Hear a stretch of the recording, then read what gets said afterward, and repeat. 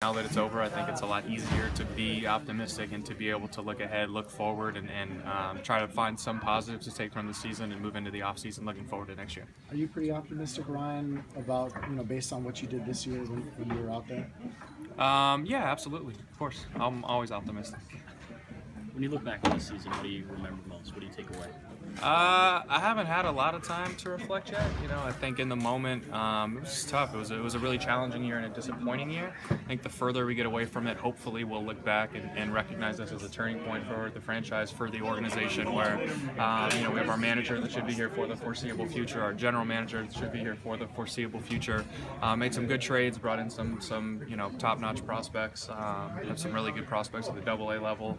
Some of those guys got their first exposure to the major leagues, so I hope as we look back over time, we can look back and say this was the start of something really good. But looking back on it right now, it just feels like it was a very long and challenging season. Right. You were in the same position as some of those Biloxi guys. You had a very highly touted class of prospects. Were you able to kind of relay any of your experiences with those guys and tell them it's not going to be as quick or not going to be as easy as it might appear to be? Yeah, I try to help as much as I can. Everybody's experience is different. Everybody's adjustment to the major leagues is different. Any advice I can give them, I'm happy to help with. But again, everybody's experience is different. Some guys got a chance to come here and play a lot. Other guys didn't get an opportunity to play as much. I just think getting exposed to this level of competition, this level of play is ultimately a good thing. It's going to be a positive for all of those guys. Hopefully they all go into the offseason feeling good about the fact that they made it to the major leagues for the first time. They can reflect on what they've been through. They can learn from it, and they can look forward to hopefully being back here for the foreseeable future and getting better. Ryan, what do you think? What do you think it's going to look like next spring? Do you think there'll be even more changes this offseason? I have no idea. I think if you look back every spring to the previous season's team, there's a lot of changes. Obviously, we recognize that we're going through a transitional period, so there's a good chance there's greater change than we've even seen in the past. If you look back right now at where our team was at the beginning of April, it's completely different. I think at least 10 or 12 guys that were on the roster at the beginning of the year that aren't here anymore.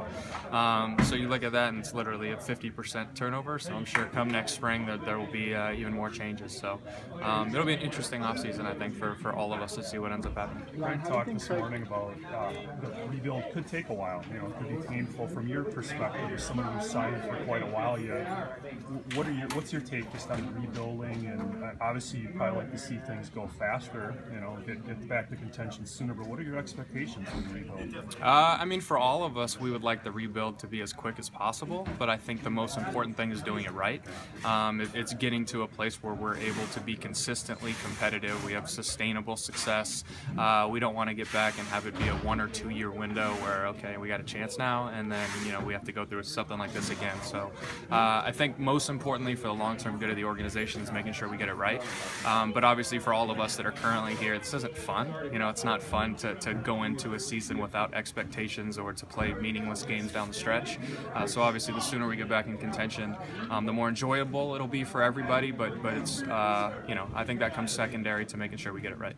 From a personal performance standpoint, how much uncertainty was there for you coming into the season with your thumb and not knowing how it would react? And now, are you in a similar circumstance with your back? No, the thumb was something I dealt with for a long time, so there was plenty of uncertainty. It held up really well.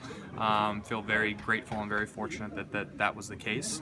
With my back, I think it's going to be a relatively simple and minor procedure from everything I've been told, and it shouldn't really impact my off-season at all. So there was far more uncertainty with the thumb for me than there is with the back. But again, I haven't done the procedure yet, so I can't say that with certainty. How tough is it for you mentally going into another offseason knowing that you have a procedure you're not at 100%? It's not too big of a deal. I think my off-season really shouldn't be altered at all. Just a month of rehab and core stabilization stuff is what I've been told. So as long as that's the case, it doesn't really impact the off-season at all. Ryan, you guys have seen the Cubs a lot in September, and obviously they've done well against the Brewers this year. That's a team that just rebuilt. Is it hard not to look at them and say, boy, I hope our rebuild works out like theirs did? Yeah, I mean, you look back, and it's been 4 or 5 years for them, though. I think, obviously, I've played against them every year I've been in the big leagues, and looking back at it now, it feels like it happened really quickly. I don't think anybody anticipated them being this good this soon, and certainly they're set up really well for the foreseeable future. But obviously, they've done it. I mean, I think that's the blueprint. It doesn't get much better than what they've been able to accomplish as far as having some blue chip prospects, a lot of them having depth, You have guys like Jake Arrieta, who just continues to get so much better, establish himself as one of the best pitchers in baseball. And you just don't know who's going to make the transition smoothly, who's going to struggle, who's going to continue to get better. But certainly everything that they've done is something we can look to as an example of what we hope to accomplish. Ryan, how do you think Craig did?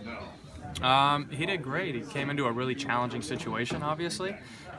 It's not easy. The situation isn't easy for anybody, and for Counts, being his first time being a manager, recognizing the position we're in, being in the toughest division in baseball, trading away 6 or 7 of our major league established guys and bringing up a lot of young guys while learning on the go. I think it was a challenging year for all of us, and he helped all of us get through what was a really tough season. How was it different being a teammate of his versus being a player under him? I've talked about that a lot. It's weird, it's an interesting dynamic. So obviously we're friends and teammates for a long time first. I think for me it's nice because I had some comfort and familiarity with him. And then as a manager, he's not that much different than he was as a player, which I think is a good thing. I think it's advantageous that he just played recently. I think everything that he was as a player is what he's trying to be as a manager, while figuring out obviously all the logistical things that come into making decisions. But overall, he was similar demeanor, similar mindset, similar approach to what he was as a player. And as a player, obviously, he had a tremendous amount of success. So it's a good thing.